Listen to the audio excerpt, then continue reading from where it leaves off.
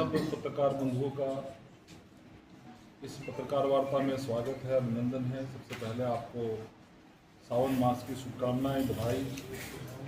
कुछ कार्यक्रम जो भारतीय जनता पार्टी झज्जर द्वारा चलाए जा रहे हैं उनकी कुछ जानकारी आप सब पत्रकारों के साथ साझा करनी थी, इसलिए आज ये आप सब साथियों को बुलाया है। साथियों, जिस तरीके से आपको ज्ञात है कि संत शिरोमणि रविदास जी की हम पवित्र कलश यात्रा हमारी अभी चली हुई है प्रदेश भर में। पिछली 4 तारीख को माननीय मुख्यमंत्री जी ने झज्जर जिले का कलश हमारी पूरी टीम के मौजूदगी में कप्तान जी, संजय जी और पूरी हमारी एक टोली बनी है, उस टोली को हमारे को एक कलश वहाँ से सौंपा गया और उस कलश के स्वागत के लिए बाड़सा के अंदर हमारे भारतीय जनता पार्टी के राष्ट्रीय सचिव आदरणीय ओम प्रकाश धनखड़ जी ने वो बाड़सा में उस यात्रा को स्वागत किया, रिसीव किया। बाड़सा से होते हुए लाडपुर, लाडपुर से बादली, बादली से जहांगीरपुर, जहांगीरपुर से कोट और फिर झज्जर, झज्जर से दुजाना, दुजाना से माता भीमेश्वरी देवी मंदिर में उस कलश को अभी स्थापित किया गया है।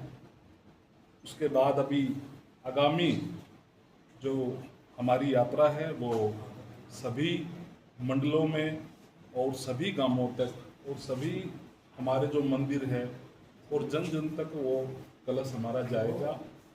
10 तारीख को सुबह 11 बजे बेरी से हमारे जो 15 मंडल है और पूरी जो टीम उस कलश यात्रा को लेके लगी है, वो पूरी टीम उस कलश यात्रा को प्रत्येक गांव तक लेके जाने का काम करेगी।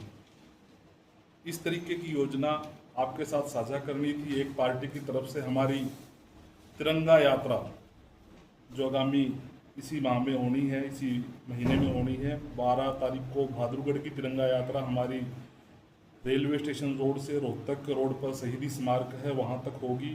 बेरी विधानसभा की हमारी यात्रा 10 तारीख को दुलेड़ा से, गाँव दुलेड़ा से खेल स्टेडियम तक, दुलेड़ा तक लगभग 1.5 से 2 किलोमीटर की यात्रा है, वो होनी है।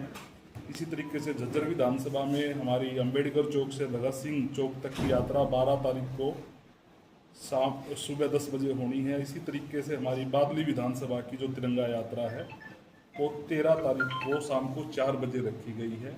हमारी इन यात्राओं का जो संयोजक है, हमारी झज्जर की यात्रा के संयोजक कप्तान बिरदाना जी हैं, हमारे प्रत्याशी रहे बेरी के हमारे संजय जी हैं, भाद्रगढ़ के हमारे प्रत्याशी रहे दिनेश कौशिक जी संयोजक है, बादली की जो यात्रा है उसके संयोजक हमारे माननीय ओम प्रकाश धनखड़ जी उसके संयोजक है।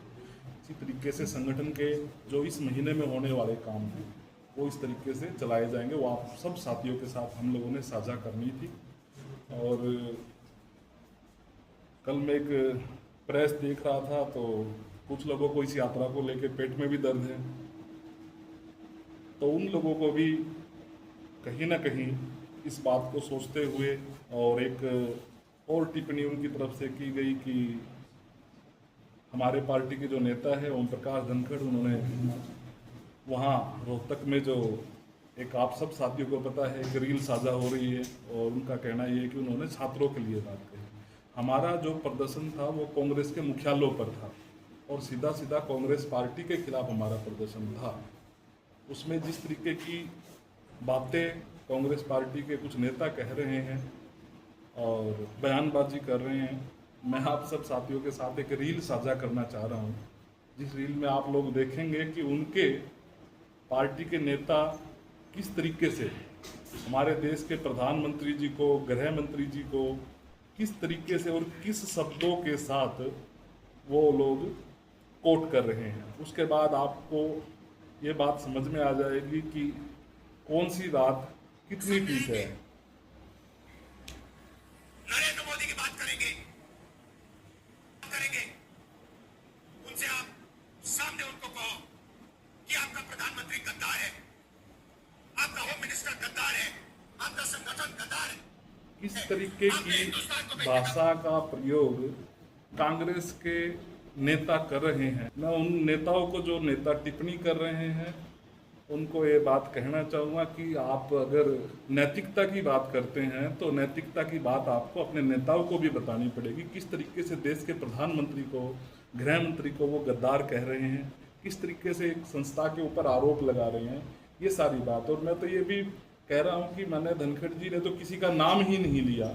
उस पूरी रील को आप लोग देख सकते हैं, अगर आप कहोगे तो मैं वो रील आप लोगों के साथ साझा भी कर लूँगा।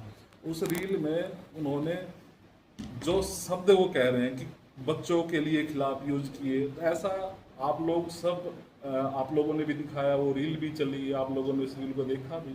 तो इस तरीके की जो अमर्यादा भाषा जो कांग्रेस के नेता प्रयोग कर रहे हैं, आज उनके पास कोई मुद्दा तो बचा नहीं, ना संतों के सम्मान की बात है, ना कोई और विषय है, तो वो बौखला गए हैं इस तरीके से। जिस तरीके से हमारे देश के प्रधानमंत्री श्री नरेंद्र मोदी जी और हमारे हरियाणा के लोकप्रिय मुख्यमंत्री श्री नायब सिंह सैनी जी ने हमारे श्रोमणी संत रविदास जी की जो ये कलश यात्रा शुरू की है, और जिस तरीके से जन जन से इस यात्रा को जोड़ना और नीचे तक लेके जाना, कांग्रेस पूरी तरह बौखला गई है।